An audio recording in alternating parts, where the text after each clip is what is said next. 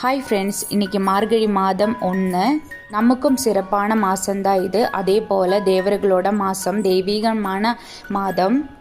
இந்த மாதம் ஃபுல்லாகவே பிரம்ம முகூர்த்தத்தில் எழுந்திரிச்சு நிலவாசல் 2 விளக்கு போட்டு, அதுக்கப்புறம் பூஜா ரூமில் விளக்கு போட்டு சாமியை நல்லா வேண்டுனேன்னா நமக்கு என்ன தேவை இருக்கோ அந்த தேவை அடுத்த வருஷம் இதே மாதத்துக்குள்ளே நடத்தி முடிச்சிருவாங்க அப்படின்னு சொல்கிறாங்க.